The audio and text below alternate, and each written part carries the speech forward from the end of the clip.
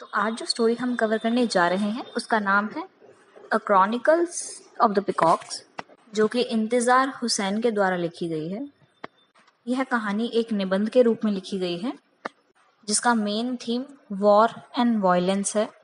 और इस निबंध में हमें विभिन्न व्यक्तियों, विभिन्न स्थानों, कुछ पशु पक्षियों और कुछ इंसिडेंट्स के बारे में पता लगता है। तो चलिए ज़्यादा देर ना करते हुए हम कहानी पर आते हैं। तो हमारी कहानी शुरू होती है एक इंसिडेंट से। 18 मई 1974 जब भारत ने अपना पहला परमाणु परीक्षण किया था। स्माइलिंग बुद्धा नाम का ये परमाणु परीक्षण राजस्थान के पोखरण में किया गया था। यह परीक्षण हमारे देश के लिए एक बहुत बड़ी उपलब्धि थी, परंतु वहीं दूसरी ओर पशु पक्षियों पर इसके घातक प्रभाव देखे जा रहे थे। नरेटर बताते हैं कि बम के धमाके की आवाज से पास के जंगलों में रहने वाले सभी मोर बहुत डर गए थे।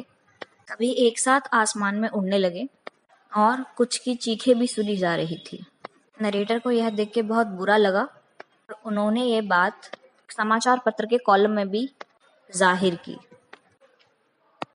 लेखक बताते हैं कि पहले वहां पर बहुत सारे पशु पक्षी रहा करते थे, परंतु निरंतर मानव के हस्तक्षेप के कारण अब वहां पर उतने मोर और पक्षी नहीं दिखते हैं।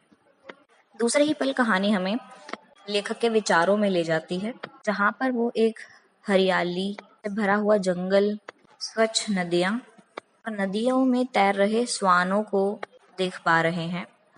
चारों ओर एक सकारात्मक खुशी का माहौल है। वहीं दूसरे ही पल ये छवि एकदम से बदल जाती है, जहां पर उन्हें नदियों में जहरीला पानी दिखता है और नदियों में तैर रही बतखों के ऊपर काले रंग के ऑयल का कोट चढ़ा हुआ है। इन ऑयल से कवर्ड जीवों को देख के ऐसा लग रहा था कि शायद अब ये जीना नहीं चाह रहे हैं और अपनी मृत्यु का इंतजार कर रहे हैं। इस इमेजिनेशन का कारण नरेटर दुनिया में चल रहे युद्ध को बताते हैं और वो इराक और कुवैत के युद्ध का उदाहरण देते हैं। साथ ही साथ अमेरिका और इराक के युद्ध का भी वर्णन करते हैं। उनका मानना है कि सभी मानव ताकत की लालसा में युद्ध करते हैं और ना जाने कितने मासूम जीवों को इसकी भरपाई करनी पड़ती है। नरेटर अपना एक और अनुभव साझा करते हैं। जब बचपन में वह दिल्ली आया करते थे तो उन्हें यहाँ पर ढेर सारे मोर देखने के लिए मिला करते थे और यह दृश्य अपने आप में ही बहुत मनमोहक हुआ करता था। परंतु आज परिस्थितियां बिल्कुल विपरीत हैं। अब यहाँ पर मोर देखने के लिए लोग तरसा करते हैं। यह बात नरेटर अपनी दादी से करते हैं और नरेटर की दादी यह सुन के नरेटर को बताती है कि मोर को स्वर्ग के पक्षी की उपाधि दी गई है। इसे बर्ड ऑफ पैराडाइज कहा गया है, परंतु आज इसके पास रहने के लिए खुद का घर नहीं है। The peacocks have no place of its own। यानी निरंतर हस्तक्षेप के कारण आज मोर को अपने घर बदलने पड़ रहे हैं। जहां पर पहले अच्छी तादाद में मोर पाए जाते थे, आज वो वहां पर नहीं है।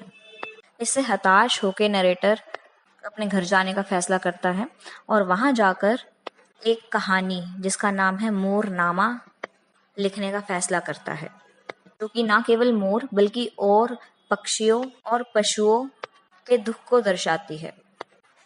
तभी नरेटर को यह महसूस होता है कि एक इविल स्पिरिट उसे यह मोरनामा कहानी लिखने से रोक रही है।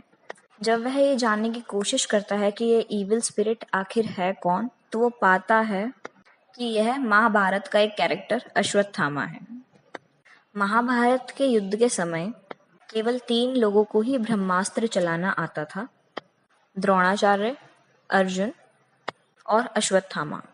द्रोणाचार्य और अर्जुन ने कभी ब्रह्मास्त्र का इस्तेमाल नहीं किया, क्योंकि ब्रह्मास्त्र को इस्तेमाल करने के बाद जो भी सर्कमस्टांसेस थे, जो भी परिस्थितियां हो सकती थी, उन विनाशकारी परिस्थितियों का ज्ञान अर्जुन और द्रोणाचार्य को अच्छे से था। परंतु अश्वत्थामा ने सब कुछ जानते हुए भी ब्रह्मास्त्र का उपयोग किया था और अश्वत्थामा का यह बिहेवियर उसके नकारात्मक स्वभाव को दर्शाता है, जो कि उसे एक इविल स्पिरिट बनाता है, कि वो सभी का विनाश चाहता था।